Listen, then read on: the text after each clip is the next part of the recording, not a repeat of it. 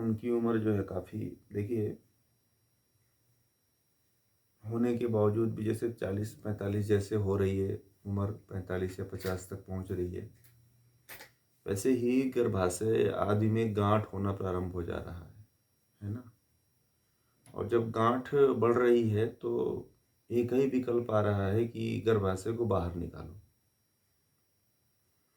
Doctor एक ही precaution देता है कि बाहर निकाल दो। ठीक है, ये प्रश्न मेरे पास और भी कई बार आ चुके हैं। ठीक है, परंतु ये प्रश्न पूछना ही था, बताना ही था, इस पे बात ही करना था कि आखिर ये क्यों हो रहा है, इसके लिए क्या करना चाहिए। क्योंकि बहुत से, हाँ, बहुत से महिलाएं जो है मेनोपॉज के बाद भी उनको ये समस्याएं आ रही हैं। तो देखिए, इसकी गहराई में यदि आप जाते हैं ना, तो हमारे पहले की जो, एक तो लाइफ स्टाइल है, दूसरा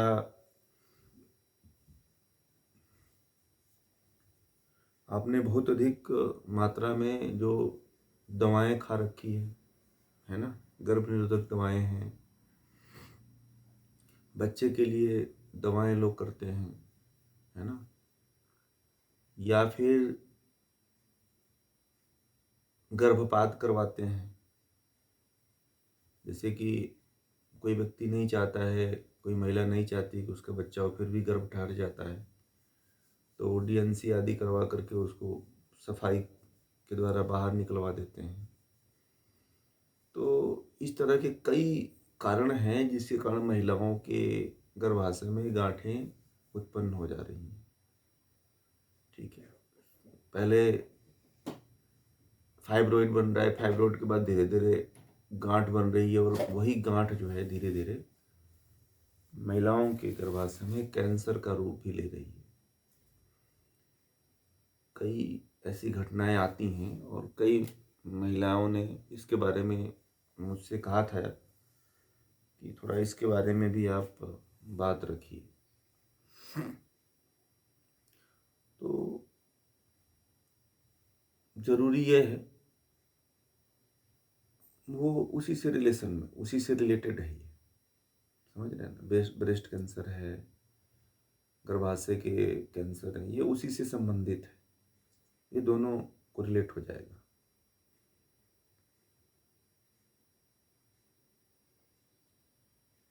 तो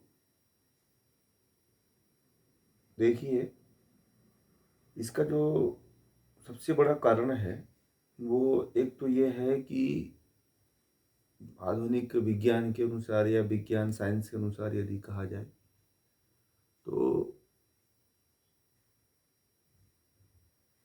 जो अंडाणु हैं, जो अंडाणु बनते ही हैं, चाहे स्त्री के हों चाहे पुरुष के हों। ठीक है, अंडा का बनना, यह प्रक्रिया अंदर अंदर चलती रहती है ना। तो क्या होता है, अंडाणु जो है, जो अंडा होता है वह दीवालों में जाकर के चिपक जाते हैं, कभी कभी ऐसा होता है। तो वही अंडाणु यदि गर्भ में और उसका निषेचन हो गया तो फिर वह एक संतान का रूप ले लेता है।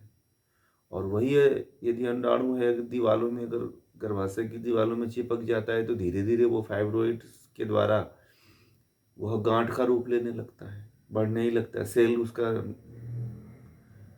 धीरे धीरे टिश्यू के रूप में, ऊतक के रूप में ग्रोथ करने ही लगते हैं। तो एक तो ये कारण होता है, परंतु महिलाओं में एक सबसे बड़ी प्रक्रिया ये होती है कि उनका हर माह जो है पीरियड्स आते रहते हैं। ठीक है, तो जब पीरियड्स आते रहते हैं तो उससे जो है वो क्लीनिंग आदि बहुत अच्छी तरह से हो जाया करती है। ठीक है, और इसके लिए जो साफ सफाई की प्रक्रिया, कभी कभी ऐसा भी होता है कि अगर आयुर्वेद के अनुसार एक बात कही गई है कि किसी वेग को नहीं रोकना चाहिए। ठीक है, समझिएगा बात को, कई तरह के वेग होते हैं। तो उसमें एक काम का वेग होता है, ठीक है। अगर काम के वेग को कोई रोकता है तो उससे क्या होता है कि जो अंडाणु हैं उनका प्रवाह नीचे की तरफ तो होता ही है, ठीक है, और देर सवेर वह मतलब अपने स्थान से दूसरे स्थान पे खिसकते ही, नीचे की तरफ खिसकते ही हैं। और उस स्थिति में क्या होता है कि वह अंडाणु जो है, बहुत अंडाणु जो होते हैं वो या तो नष्ट हो जाते हैं या कुछ ऐसे मजबूत होते हैं जो नष्ट नहीं हो पाते हैं और हमारे दीवालों में गर्भाशय की दीवारों में जाकर के वह चिपक जाते हैं। और उनका पूरी तरह से निष्कासन न होने के कारण, सफाई आदि न होने के कारण जो है वह धीरे धीरे धीरे फाइब्रोइड से लेकर के मसल्स वो गांठ का रूप, सिस्ट का रूप लेने लगता है। सिंपल भाषा में समझिएगा, आम भाषा में एकदम समझा रहे हैं जो आप समझ सके। तो सबसे बड़ा कारण तो एक ये है, ठीक है। दूसरा सबसे बड़ा कारण ये है कि मैंने अभी कहा कि जो है जो जो सिजेरियन आदि हो जाते हैं, गर्भपात आदि हो जाते हैं, जिसमें डीएनसी आदि लोग करवाते हैं, करते हैं, कॉपर्टी आदि लगवाते हैं, या बहुत से गर्भ निरोधक इंस्ट्रूमेंट का प्रयोग करते हैं, तो उससे भी जो है गांठें बनने की संभावनाएं ज़्यादा होती है गर्भाशय में, क्योंकि गर्भाशय संक्रमित हो जाता है। और महिलाओं के साथ क्या होता है कि जब बच्चे आदि पैदा होते हैं तो उसमें बहुत से अच्छा, वाइट वॉइस नॉट क्लियर हो रही है, ओके, अभी आ रही है, बताइए, अब आ रही है। आज जुड़ी हैं श्रील, आपका नाम थोड़ा सा परिचय आप दे सकते हैं तो दे दीजिए। हाँ हाँ, ये डॉक्टर श्रीलता राव हैं। जी जी जी, धन्यवाद आपका, आपका स्वागत है सानिध्य हम लोग में। और आप जुड़ी हैं, बहुत अच्छी बात है, आप ऐसे जुड़े रहिए। तो देखिए, इसका सबसे बड़ा सिंपल भाषा में एक तो ये कारण होता है कि हम जितने भी बाहरी, एक तो सोनोग्राफी आदि होता है, जो रेज का प्रभाव पड़ता है ना, जो महिलाओं का जो बार बार सोनोग्राफी आदि होता है, एक्सरे आदि निकाले जाते हैं, उससे भी महिलाओं के गर्भ में बहुत दिक्कत आती है, ठीक है। डॉक्टर कहते हैं कि बार बार सोनोग्राफी करो, तो सोनोग्राफी करने से बच्चे और महिला दोनों को नुकसान होता है। उसका जो रेज होता है ना, वो कहीं ना कहीं उसको प्रभावित करता है।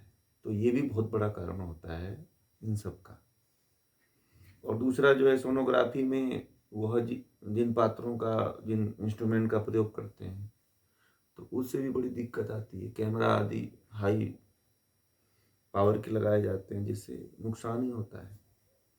तो देखिए, तो इससे भी एक सबसे बड़ा कारण है, ठीक है।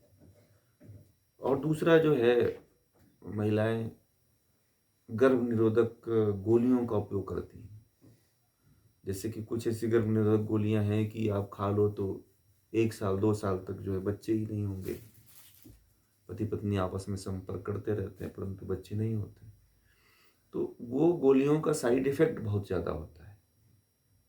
पहले बहुत से चलती थी गोलियां, है ना, अभी भी चलती हैं। आंगनबाड़ी वाली जो बहनें हैं वो देती रहती हैं महिलाओं को, घूम घूम करके गाँव में, आसपास में, चिकित्सालयों में।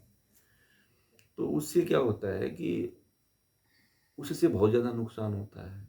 फिर जो है बाहरी चीज़ों का प्रयोग करते हैं, जैसे स्त्री पुरुष हैं तो गर्भ निरोधक, निरोध है, कंडोम आदि का जो प्रयोग करते हैं, उसमें भी उसका भी बहुत ज़्यादा नुकसान होता है पुरुष और महिला दोनों। पुरुषों को तो कम होता है, महिलाओं को ज़्यादा होता है। तो इन सबको ले दे करके यदि देखा जाए तो ये बहुत बड़ा कारण है, जो बाहरी चीज़ों को हम संपर्क में ला रहे हैं अपने शरीर के, स्किन के, इंटरनल पार्ट के, संपर्क में जो ला रहे हैं, ये जो सबसे बड़ा कारण है इन सब का, जो शिष्ट आदि तैयार कर रहा है हमारे शरीर में। इसमें दवाएं भी हैं, जो दवाएं बार बार बहुत अधिक मात्रा में खाते रहते हैं तो उसका भी बहुत बड़ा प्रभाव पड़ता है। ठीक है। और आजकल सबसे बड़ी बात है कि जो आजकल महिलाएं जो है पीरियड्स के समय में, जो पहले के समय में जो महिलाएं हुआ करती थी पीरियड्स आदि में जो कपड़े आदि का प्रयोग किया करते थे, परंतु आज जो पैड्स आदि बन करके आते हैं वो भी बड़ी बड़ी कंपनियां बनाती हैं, पता नहीं क्या क्या यूज उसमें करती हैं, कौन कौन से केमिकल्स, कौन कौन से पदार्थों का यूज करती हैं।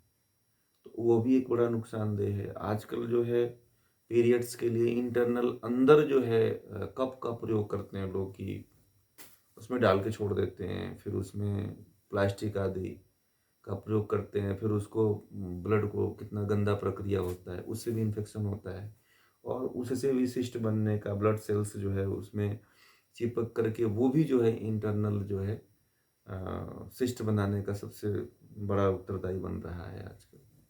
तो ये तमाम चीज़ें हैं जिनका मैंने कारण बताया कि जिससे सिस्ट बनता है। और आपका एक दिनचर्या, आहार विहार, आपका सोच, सबसे बड़ा महत्वपूर्ण है आपकी मन की स्थिति कैसी है, आप किस तरह के समाज में, किस तरह के वातावरण में रह रहे हो, ये बहुत बड़ा मायने रखता है। आप किन के बीच में रह रहे हो, आप किन से आपका व्यवहार है, किस तरह का पारिवारिक स्थिति है, किस तरह का सामाजिक स्थिति आपकी है, ये बहुत बड़ा मायने रखता है। ये तमाम चीज़ें हैं जिनको आप केवल जागरूकता से जान करके, एक अच्छे समाज का निर्माण करके, एक अच्छे परिवार, आदर्श परिवार का निर्माण करके आप इससे बच सकते हो। असल में जो आजकल समाज में जो परोसा जा रहा है ना, समाज में जो दिखाया जा रहा है टीवी के माध्यम से, फिल्मों के माध्यम से, तो उससे क्या हो रहा है कि जो हार्मोन्स अंडे नहीं बनने होते तो उसके भी बनने लगते हैं, क्योंकि ऊर्जा उधर काम करने लगती है, तो उससे बड़ा नुकसान होता है। तो केवल जो है संसर्ग जो होता था, शास्त्रों के अनुसार, वेदों के अनुसार, उपनिषदों के अनुसार, केवल संतानोत्पत्ति के लिए ही मतलब पुरुष स्त्री का संपर्क होता था। दुनिया का कोई ऐसा जानवर नहीं है जो संतानोत्पत्ति के अलावा एक दूसरे से संपर्क में रहता, मनुष्य को छोड़ करके।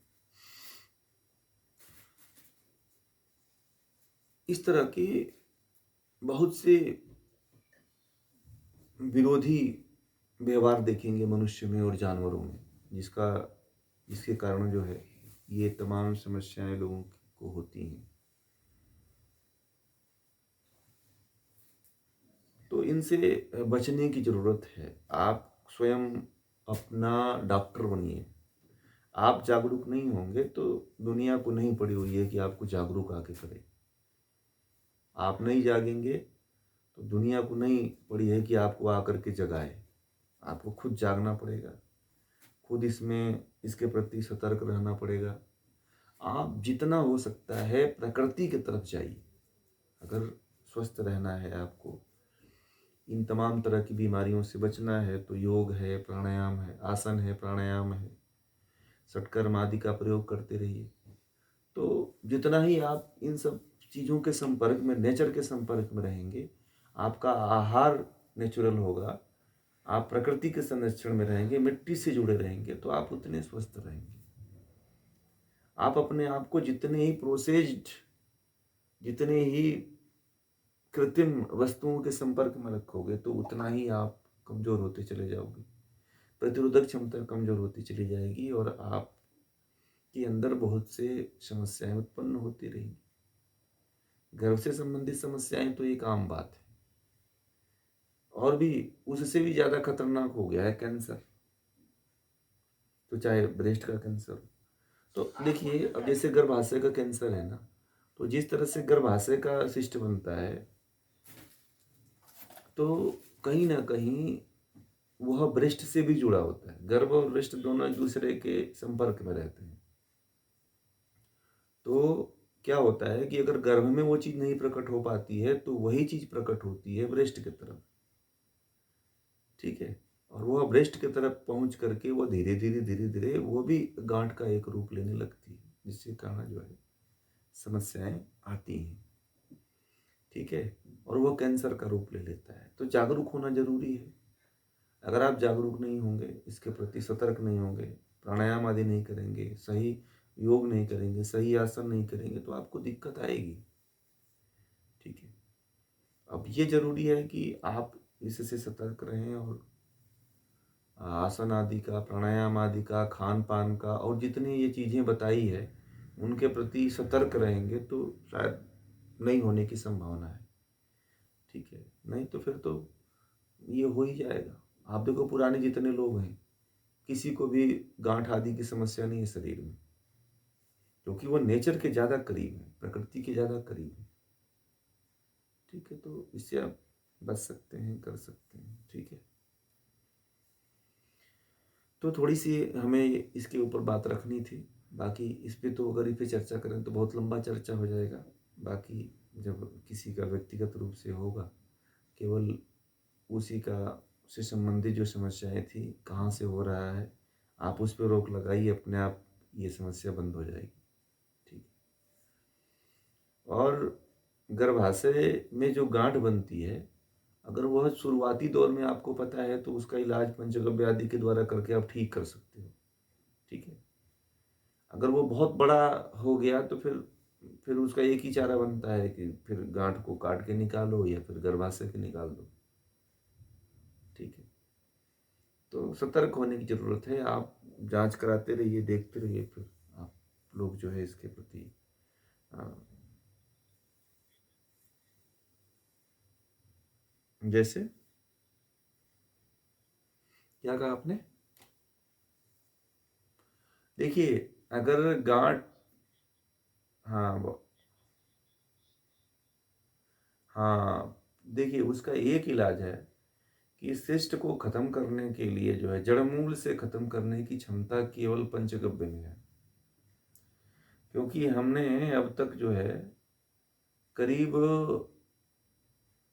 50 महिलाओं को मैंने अपने पंचगव्य की दवा दिया है। गर्भाशय से लेके ब्रेस्ट के सभी तरह के शिस्ट खत्म हुए हैं।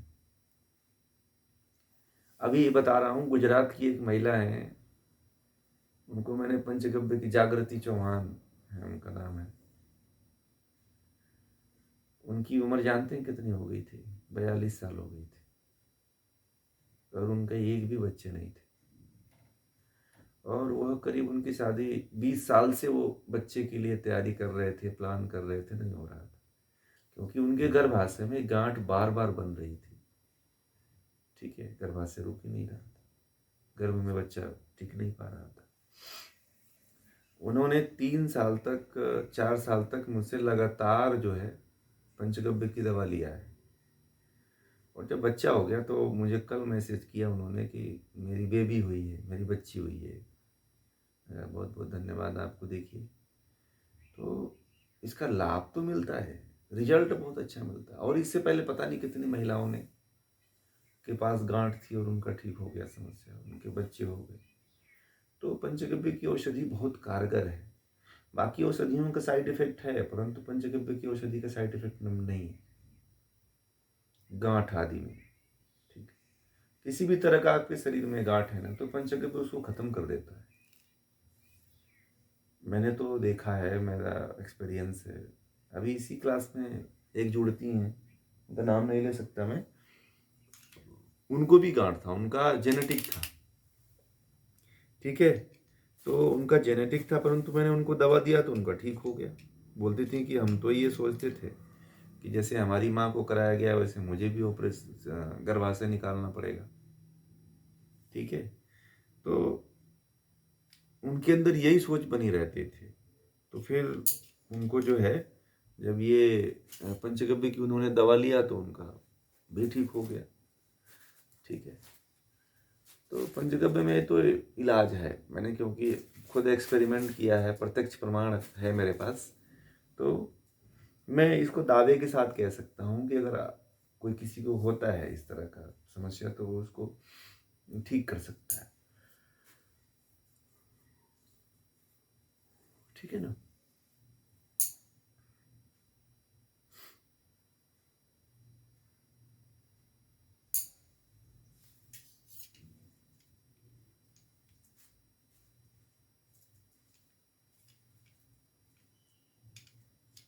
हाँ, वो भी ठीक हो सकती थी। मैंने अभी इसमें 2-3 लोगों को दवा दिया है।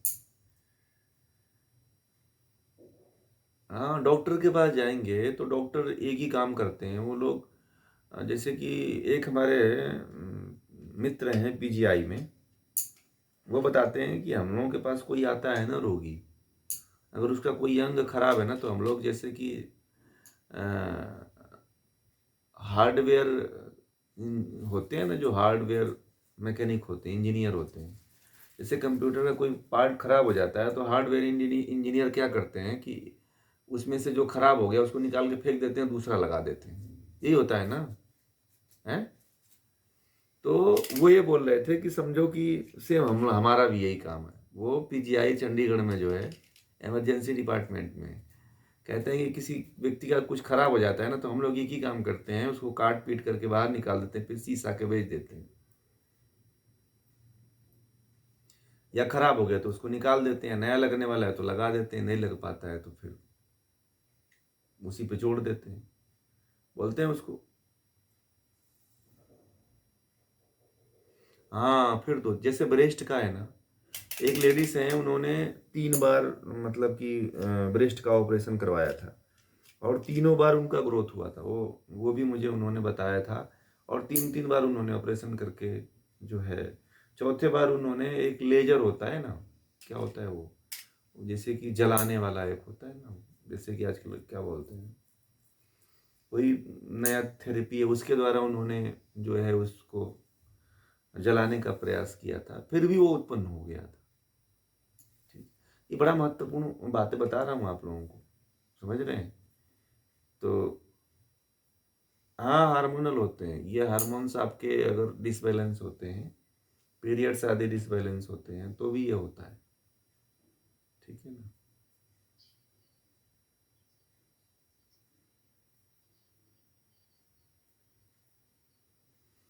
तो जो हर महीने होते हैं निकलते हैं वो तो बात ठीक है, उनकी बात तो कोई कोई बुरी नहीं है।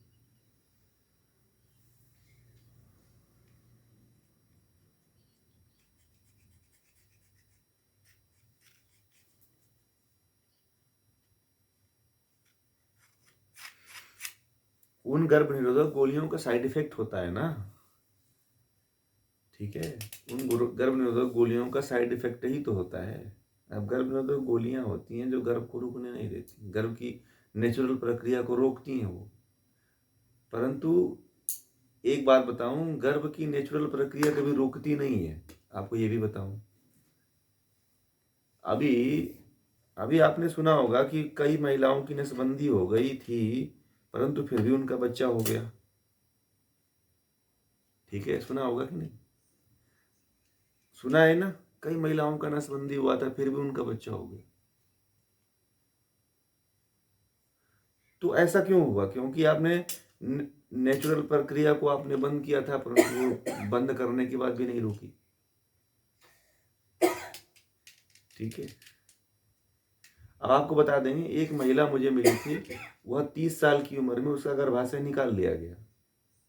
ठीक है, एकदम सच्ची घटना बता रहा हूँ।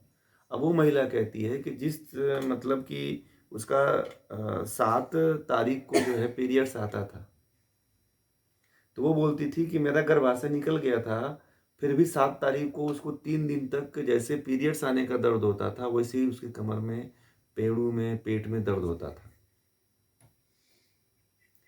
अब बोलती थी कि मुझे कोई ब्लीडिंग भी नहीं होती थी, परंतु दर्द वैसे ही रहता था। ये बहुत महत्वपूर्ण बात बता रहा हूँ आपको। ये मैंने पहली बार अपने जीवन में सुना कि गर्भाशय निकाल दिया गया है और पीरियड्स के समय में, क्योंकि अभी तो उसकी 30 साल उम्र थी, अभी तो उसको 15 साल 20 साल अभी पीरियड्स आने बाकी थे अभी, डॉक्टर ने उसका गर्भाशय निकाल दिया था।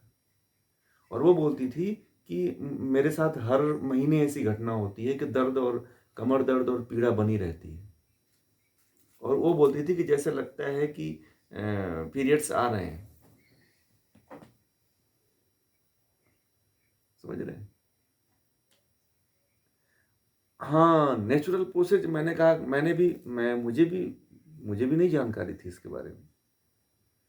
अब उसके द्वारा जानकारी में पता चला। हमने कुछ महिलाओं को 50 साल के बाद योग कराया, उनके पीरियड्स आ गए। 48 साल की उम्र में पीरियड्स आए। ये एक और चमत्कार बता दूं आपको, कुछ महिलाओं के तो 50 साल के बाद भी आ गए।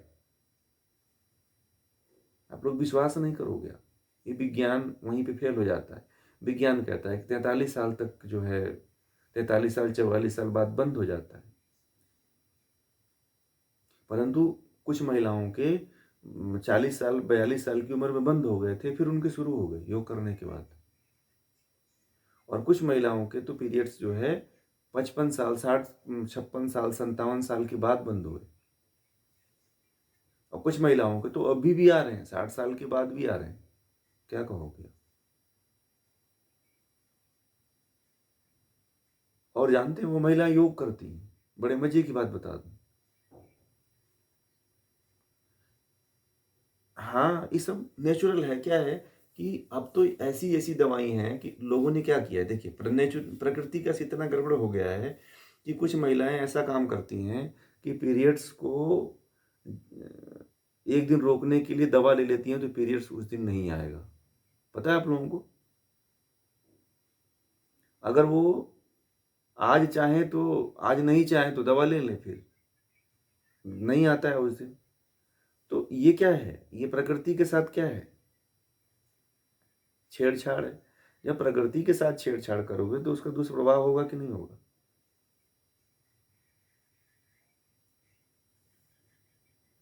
है कि नहीं?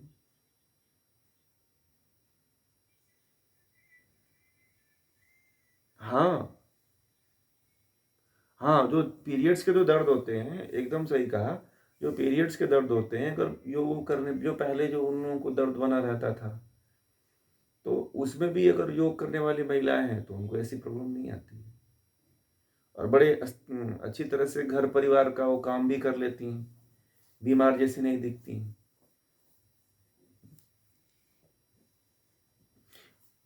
तो ये तमाम कारण हैं जिससे आप चाहे तो ठीक कर सकते हैं। ये जानना बहुत जरूरी है। ठीक है ना?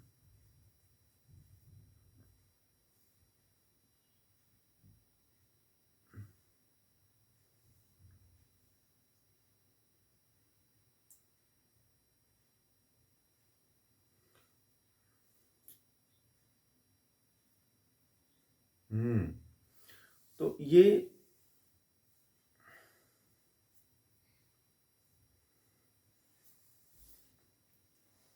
अभी आप लोगों ने सुना होगा, कुछ दिन पहले मैंने एक पेपर में पढ़ा कि 70 साल की महिला और 80 साल के पुरुष का संतान उत्पन्न हुआ है। वो अपने देश का नहीं था, किसी दूसरे देश का था। तो भाई जब उसका पीरियड्स आ रहे होंगे 60 साल की 70 साल की उम्र में, तो ही तो बच्चा हुआ ना। अब तो विज्ञान यहाँ पे फेल हो गया कि नहीं फेल हो गया? विज्ञान कहता है कि 40 से 43 वर्ष में के बाद मोनोपॉज हो जाता है, मेनोपॉज हो जाता है। हैं? तो ये बहुत से कारण हैं, बहुत सी समस्याएं हैं जो ये बीमारियां रोगों का कारण हो रही हैं, जिनसे बचना हमें बहुत जरूरी है। योग यदि आप सही तरीके से नियमित रूप से, प्राणायाम यदि सही तरीके से नियमित रूप से करते हैं तो इस तरह की दिक्कत नहीं आती है। और मैंने बताया ना कि योग और आसन और प्राणायाम करने वाली बहुत सी महिलाओं के साथ एकदम नेचुरल प्रोसेस प्रारंभ हो गया। गांठें, और आप लोगों को ये भी बता दूं, बहुत सी महिलाएं हैं जिनके अंदर गांठें थी, गांठें भी खत्म हो गई केवल योग से। ठीक है? अब बाद में कुछ पंचगव्य की दवा हमें देनी पड़ी, परंतु योग से भी अगर कोई चाहे महिला ना, तो वो उस गांठ को खत्म कर सकती है, ऐसा नहीं है।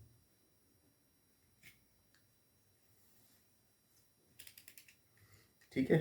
तो ये थोड़ा सा स्वास्थ्य पे हम लोग चर्चा कर रहे थे। तो हमने सोचा कि बस आज क्योंकि बड़ा महत्वपूर्ण विषय था ये स्वास्थ्य, क्योंकि गांठों का बनना तो स्वाभाविक है। देखिए, पुरुषों को भी गांठें बनती हैं, ऐसा नहीं कि केवल महिलाओं को ही गांठें बनती, पुरुषों को भी गांठें बनती हैं। ठीक है।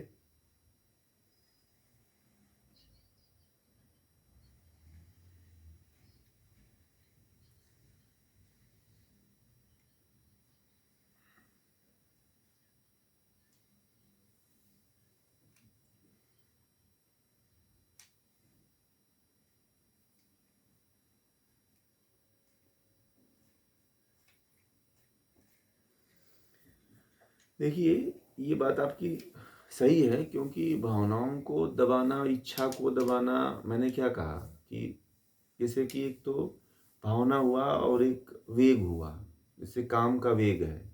हुँ?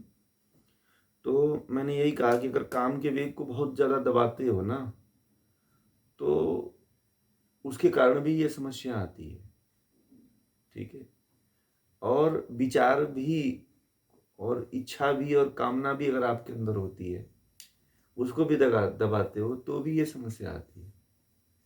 ठीक है, जो आपने कहा बात ना, उसका मूल से जोड़ लो, अगर उसको उसकी वास्तविकता से जोड़ लो, तो आप देखोगे तो ये दोनों कारण बहुत महत्वपूर्ण हैं।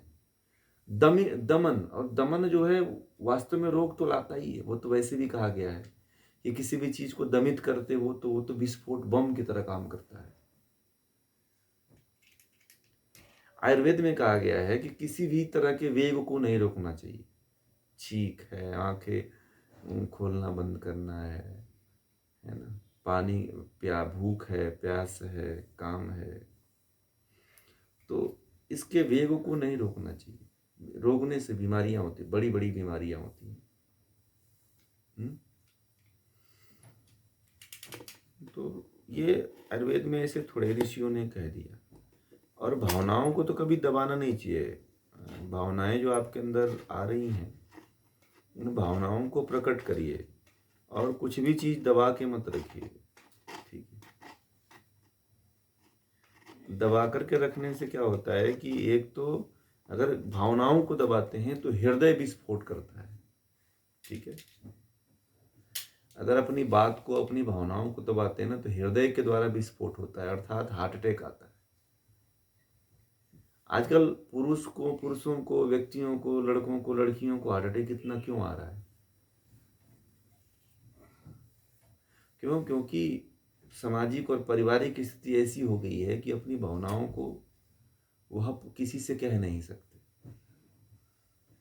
कुछ साल पहले की घटना है, एक लड़का आया, मेरे पास आया, तो मैं कुछ लोगों के साथ बैठा हुआ था, तो मुझे कहा कि मैं आपसे थोड़ा, मुझे अकेले में बात करनी है। तो जो पास में बैठे थे सब लोग हंसने लगे उसको देख करके। ठीक है। तो ठीक है, मैंने कहा कि चलिए मैं 10 मिनट में आपसे मिलता हूँ, तब तक आप कहीं बाहर खड़े रहो। फिर मैंने उसे 10 मिनट तक के बाद मिला।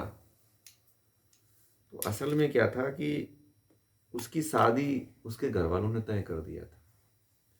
और वह मुझसे कहा कि देखिए, मेरे घर में मैं अकेला लड़का हूँ, और मैं बड़ा अपने माता पिता के वचनों का पालन करने वाला हूँ, कभी उनकी बात को टाल नहीं सकता हूँ, परंतु मेरी स्थिति ऐसी है कि मैं शादी करने के लायक नहीं हूँ।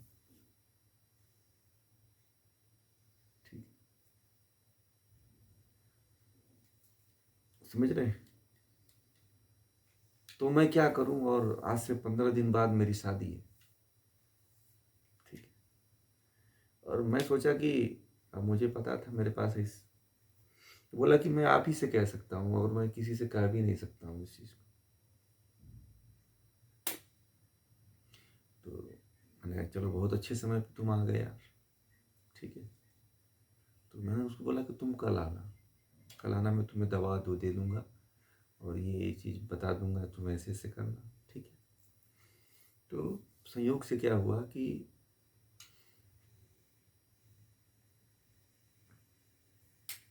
वो आया नहीं। 2-3 दिन हो गया वो मेरे पास नहीं आया।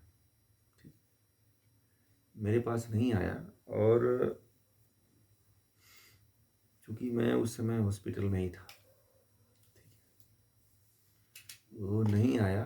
और 2-4 दिन, 1 हफ्ता बीत गया, तो वह अपने खेत पे गया था, समझ रहे हैं, अपने खेत पे गया था और बैठा था खेत में, और वहीं पे उसको हार्ट अटैक आ गया, क्योंकि ये बात और किसी से कहा ही नहीं था। ठीक है, उसका डेथ हो गई, और हमें भी नहीं पता है कि ये कौन व्यक्ति था। हमें तो अनजाने में बहुत से लोग आते रहते थे, जाते रहते थे। संयोग से क्या हुआ कि उसी हॉस्पिटल में पीएम पोस्टमार्टम के लिए आया हो। ठीक है, मैं तो पहचान गया। ठीक है, अब मुझे तो पता चल गया कि भाई ये तो वही वही लड़का है। तो उसके घर वाले, उसके माँ, उसके बाप रो रहे थे कि ये इसके अंदर कुछ टेंशन था, ये था, वो था। हम लोग इसको कह रहे थे कि क्या समस्या है। वो लड़की भी आई थी जिससे शादी होनी थी, तो वो बोलती थी कि मैं उससे पूछता था कि तुम्हें कोई दिक्कत तो नहीं है, ये है, वो है, परंतु नहीं बोलता था कुछ। तो क्या होता है कि कभी कभी आदमी जब बहुत सी अपनी भावनाओं को दबाता है, या तो बाहर प्रकट करता है या बाहर नहीं प्रकट करता है, तो जब अंदर निकलता है तो वह बहुत बड़ा रोग ले लेता है। ठीक है, जो प्रकट कर देते हैं, इसीलिए कभी भी अपनी समस्याओं को कहीं दबाना नहीं चाहिए, उस समस्या को प्रकट कर देना चाहिए। हो सकता है कि किसी ना किसी के पास उसका उपाय तो हो, है कि नहीं। आप अपनी समस्या को रख देते हो, अपनी भावनाओं को किसी के सामने प्रकट कर देते हो, तो हो सकता है कि कोई आपकी भावनाओं को देख करके, जान करके उस समस्या का निराकरण कर दे। ये बहुत बड़ी बात है कि नहीं। आप जैसे, मैंने आप लोगों के बीच में कहता हूं कि आप अपना व्यक्तिगत प्रश्न रखो। ठीक है, तो कोई नहीं रखता है क्योंकि सबको शर्म आती है। तो क्या होता है कि आप अपने दमित भावनाओं को दबा दबा करके खत्म हो जाओगे, कुछ नहीं होगा। आपके अंदर है तो बहुत कुछ, बहुत ही दुख है, बहुत सी पीड़ा है, बहुत कष्ट में हो, फिर भी आप अपने आप को दबाए हुए हो। ऊपर से केवल एक मुस्कुराता हुआ चेहरा प्रकट कर देते हो कि मैं बहुत अच्छा हूं। ठीक है, परंतु अंदर से आप कितने समस्याओं में ग्रसित हो, जिसका मुस्कुराता हुआ चेहरा होता है ना, वह बहुत से दुखों को दबा करके रखता है। ठीक है, वो लगता है कि दुनिया देख नहीं रही है, परंतु दुनिया उसको सबसे पहले दुनिया में कुछ लोग पहचान जाते हैं कि यह अपने कांटों को फूलों के द्वारा छिपाना चाहता है। गुलाब में कांटे होते हैं, गुलाब क्या करता है, अपने कांटों को अपने द्वारा, अपनी पंखुड़ियों के द्वारा, अपने फूल के द्वारा छिपा लेता है कि मेरे अंदर कांटा नहीं है। लोग कांटा को नहीं देखते हैं, उसके फूल के तरफ ही लोगों की नजर जाती है। देखा है गुलाब को, गुलाब में कांटे भी होते हैं। गुलाब के कांटे की तरफ किसी की नजर नहीं जाती है, नजर जाती है तो फूल की तरफ जाती है। इसलिए, और जिसकी जाती है वो कोई बिरला ही व्यक्ति है जो पहचान पाता है। इसलिए मैं कहता हूं कि अपने अंदर की समस्या को पहले बाहर निकालो, सबसे महत्वपूर्ण विषय यही है। और जो व्यक्ति इसको निकाल लेता है, वो समझिए कि आध्यात्म हो या जीवन का क्षेत्र हो या सामाजिक क्षेत्र हो, उसमें वह विजयी हो जाता है। हम क्या करते हैं कि हम अपनी बड़ी से बड़ी समस्या को सोचते हैं कि हम किसी को नहीं बताएंगे, परंतु वो तो पुरुष क्यों, पुरुष जितना दुख में आज आज इतनी समस्या में है, पुरुष क्यों मर रहे हैं इतना। पुरुष के पास बहुत ज्यादा दबाव है। ठीक है, असल में बता दूं कि अमेरिका आदि में तो बहुत से लड़के शादी ही नहीं करना चाहते हैं इस परिस्थितियों को देख करके। अब वो पश्चिम में शुरू हो गई है तो भारत में भी कुछ दिनों बाद चली आएगी। ठीक, क्योंकि इतनी समस्याएं आ रही हैं कि वो समस्याओं का निराकरण न होकर के लोग छिपा रहे हैं एक दूसरे से। समझ रहे हैं बात को?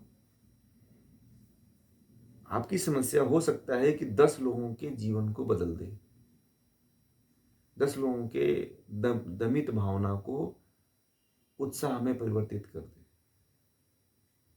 समझ रहे हैं बात को? तो ये सारी चीजें होती हैं, इसलिए भावनाओं का दमन मत करिए, भावनाओं को व्यक्त करिए, दिल के अंदर कुछ मत रखिए, समुद्र की तरह निर्मल बनिए। समुद्र अपने भीतर कुछ भी नहीं छिपा कर रखता है, सब किनारों पे लाके कर देता है। ठीक है, आप करोगे क्या? किससे छिपा करके लेके जा रहे हो?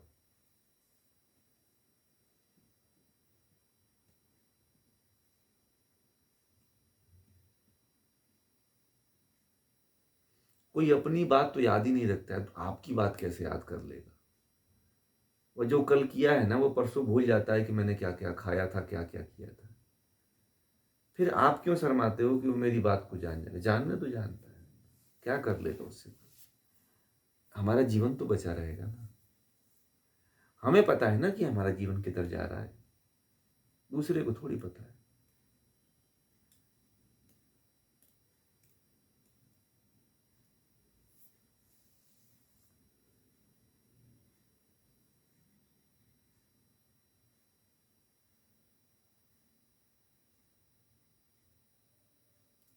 हाँ, वही है, मूत्र वेग है, काम का वेग है।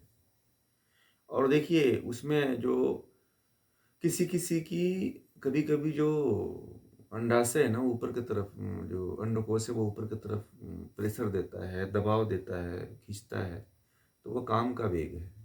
ठीक है, तो काम का वेग है, मूत्र का वेग है, शौच का वेग है।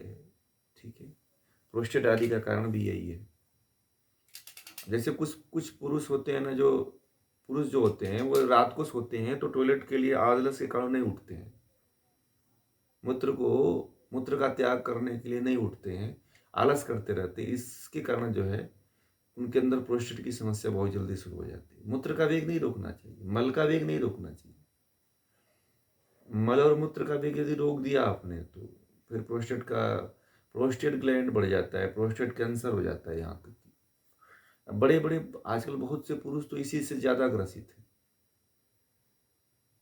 ठीक है, अमिताभ बच्चन को पता है, अमिताभ बच्चन पैड लगाता है, पता है आपको? वो अपने यूरिन को नहीं रोक पाता, उसका स्वचालित हो जाता है, अपने आप हो जाता है।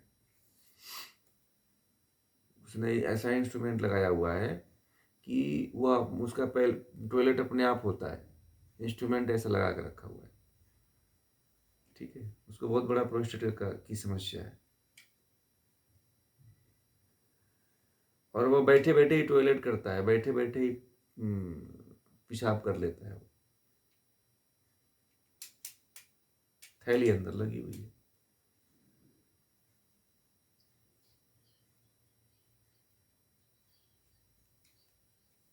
हाँ, रात को देखिए, रात को सबसे पहले टॉयलेट आदि के लिए जरूर उठना चाहिए, क्योंकि आप मूत्र के वेग को रोकोगे ना तो बड़ी बड़ी समस्याएं आपको आएंगी। ठीक है, बहुत बड़ी बड़ी समस्याएं। हाँ, और जैसे कि बहुत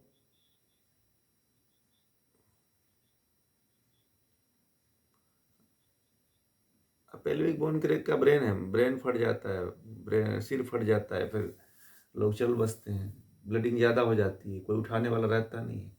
ठीक, और सबसे बड़ी बात है कि आज का ऐसा दौर हो गया है कि सब लोग एकल सिंगल फैमिली में हैं। पहले क्या होता था कि सब लोग ज्वाइंट फैमिली में रहते थे तो एक दूसरे का कोई देखभाल करता था। आज सब सिंगल फैमिली में है, नौकर सुबह में आता है। आज अधिकांशतः लोगों का जीवन नौकरों के भरोसे चल रहा है कि नहीं? सही बोल रहा हूँ ना?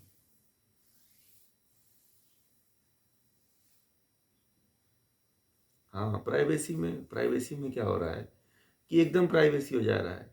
अभी आपने कुछ दिन पहले सुना था कि लखनऊ में एक दंपति थे, जो एक उसका पति मर गया पहले बाथरूम में गिर करके, पत्नी देखी उसको मरा हुआ तो उसका हार्ट अटैक आ गया, वो मर गई। दोनों जो है 1 महीने बाद पड़ोस वालों को जब सड़ने की गंध आई तो जाकर के घर में देखे तो वो तो दोनों मर चुके थे। एक बाथरूम में सड़ गया था और एक बैठे बैठे चेयर पे सड़ गया था। हम्म? तो एकल फैमिली का यही मजा है। अब बताओ, उसको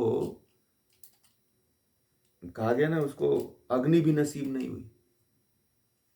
जिस आत्मा का दाह संस्कार नहीं होता है उसकी आत्मा समझो कि भटकती ही है।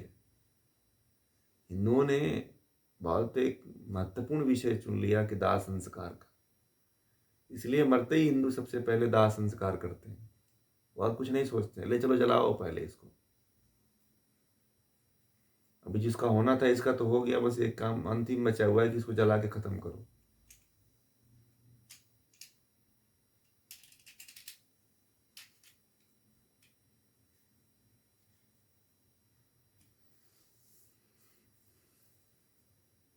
किनका?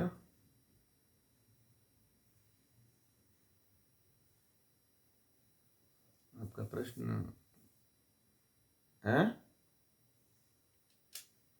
आपकी आवाज नहीं आ रही है ना, आप दिख रही है ना, आपकी आवाज दिख रही है।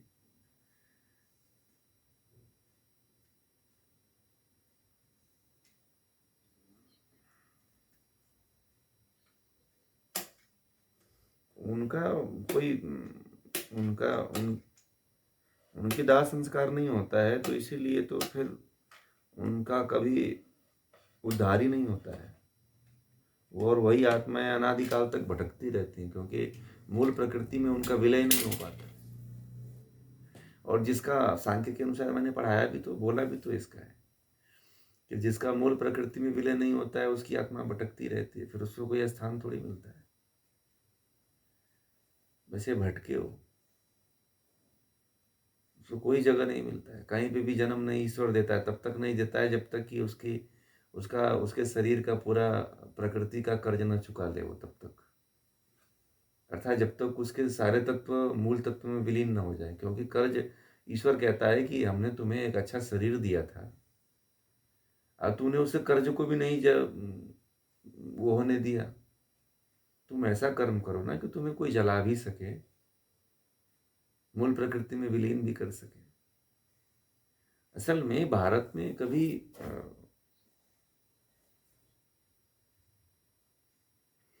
भटकने का मतलब यह है कि, नहीं नहीं, सुनिए सुनिए, भटकने का मतलब यह है कि उसको कोई योनि नहीं मिलती है, तब तक वो बेहोशी की अवस्था में रहती है। क्लियर हुआ? तब तक वो बेहोश अवस्था में रहती है, उसे कोई होश चित्त नहीं रहता जब तक ईश्वर उसे कोई योनि देता ही नहीं है। क्योंकि तुमने पिछले योनि का कर्ज चुकाया ही नहीं, तो नई योनि कैसे दे दूं? बात समझ में आ गई?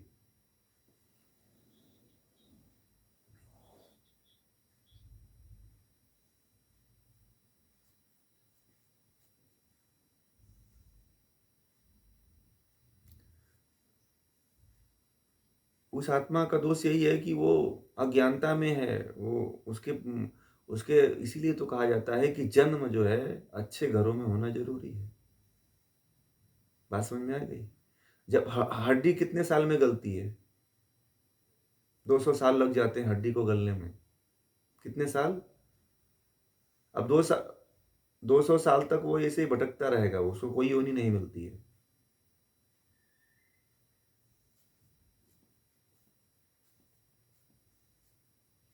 बात क्या है कि इसीलिए तो हिंदू संस्कृति में जलाने की परंपरा थी, बहुत अद्भुत परंपरा है। ठीक है, ये दफनाने की परंपरा तो ये विकृत है, उल्टा है पूरा, ये इससे कुछ नहीं होता है। और आज अपने ना अपने संस्कृति में भी ये विकृति घुस आई है, अपने हिंदू धर्म में भी ये संस्कृति घुस गई है। ठीक है, वो सूफियों के कारण घुस गई कि सूफी जो है अपने आप को दफनाते थे, तो कुछ आज के साधु भी अपने आप को दफनवाना शुरू करवा दिए कि मुझे भी दफना देना। ठीक है,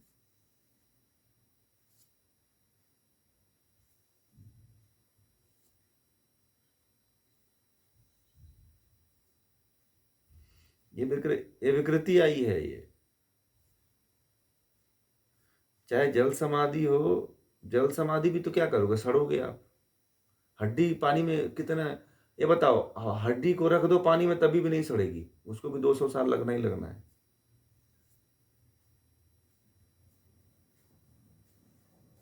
वही है, अग्नि संस्कार है वो।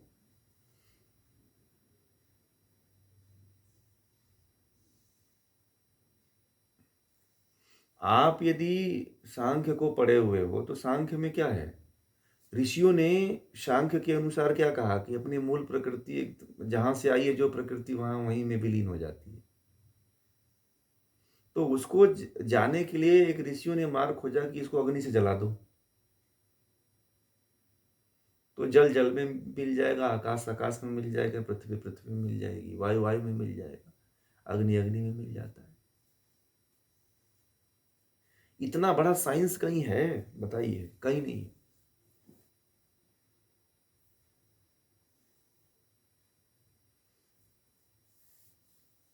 इसीलिए जो है, पहले से ही तय कर लो आप लोग कि भैया हमें जला देना, छोड़ना मत, ये काम कर देना, ठीक है। अपने बच्चों से मरने से पहले तय कर लेना कि हमको ये नहीं, फेंको के मत भागे। हाँ जी।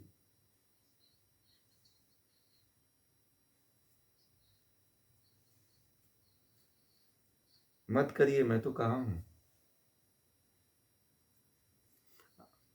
आपका अधिकार थोड़ी है कि आप अंग दान कर दो, ये तो प्रकृति का पार्ट है, आप क्यों दान कर रहे हो आपका शरीर पे अधिकार थोड़ी है।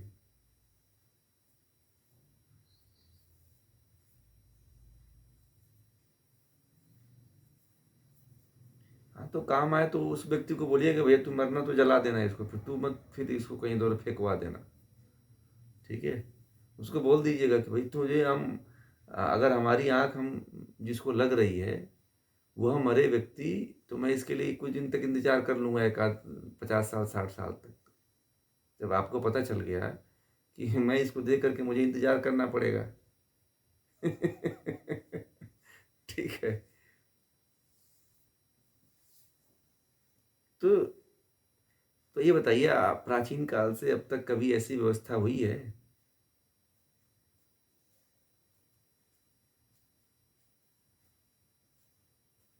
नहीं करते थे, प्रकृति के नियम में कोई हस्तक्षेप नहीं करता था।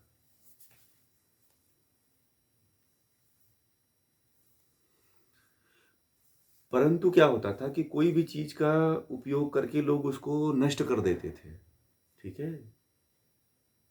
आप देखो कहीं किसी का कंकाल मिलेगा आपको? हम्म? सबको भस्म कर देते थे लोग, जला देते थे। हम्म? जहाँ अज्ञानता रहती है वहां पे आज भी लोगों को मसाला लगा करके, तेल लगा करके रखते हैं सब, कि फिर इसमें आत्मा आ जाएगी, भ्रम में है सब वो। हम्म?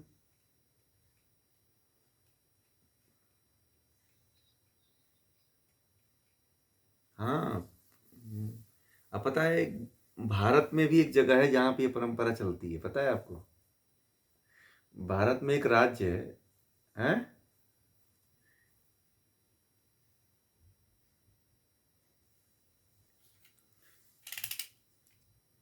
नहीं होने देते हैं ना, फिर तो वो तो अपने स्वेच्छा से बोल रखे हैं कि भाई ले लो शरीर, उनको तो जब, अब जिसको अज्ञानता है वो तो व्यक्ति यही करेगा ना। हाँ, प्रयोग करके अगर आप उसको नष्ट करने के लिए तैयार होते हो तो ठीक है, चलो अच्छा है। मान लीजिए आपका शरीर है, अगर कोई प्रयोग करके उसे नष्ट कर दे रहा है, तब तो आप दे दो, समाज के काम आएगा, लोगों के काम आएगा। प्रयोग करने के बाद भी उस शरीर का कोई नाश नहीं कर रहा है, जला नहीं रहा है, तो फिर ये बेकार है।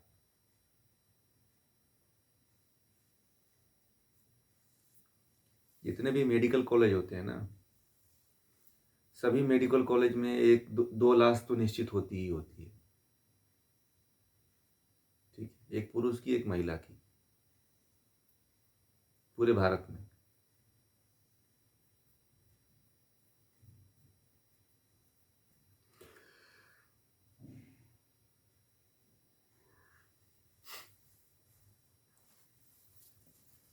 तो ये सारी चीजें हैं। जी।